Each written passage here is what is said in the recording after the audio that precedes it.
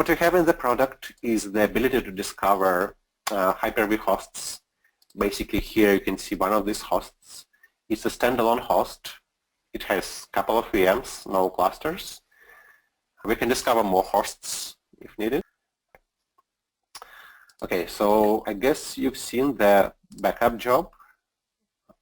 Yeah, this one. So it's more or less the same as VMware backup job.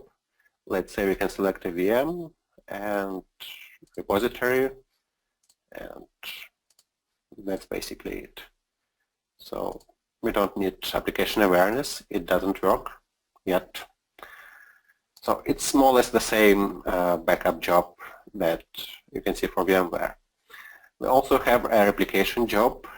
So it's also very close to what we have for VMware, like let's say this trunk VM. We want to replicate it to the same Hyper-V host, and we need to specify some path where to store the replica and select some networks. So it's more or less the same storage and network.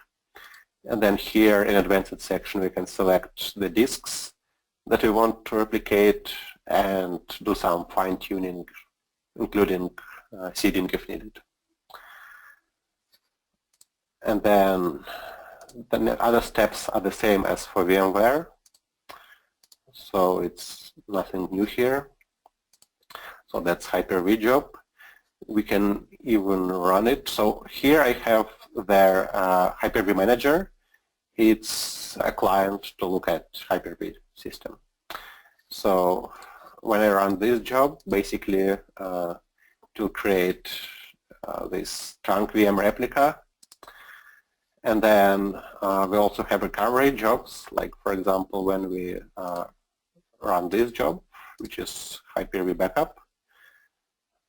And when it's done, we can do some recovery. So basically that's our VM. And here we specify the same stuff, the target container, storage, and some network. And here we have the same stuff, basically. So next and finish. So that's recovery from backup. We can run it if needed. And we'll have, I guess, trunk VM recovered here. And then we also have recovery from replica. So we have replication job, and here we can recover from replica. So that's the replica from the job. And then, well, basically recovery from replica is reverting to some snapshot. So here we can select the snapshot, like this one. And then select network, next, and finish. Basically, if I run this job, the VM will be changed to that older point in time. So right now,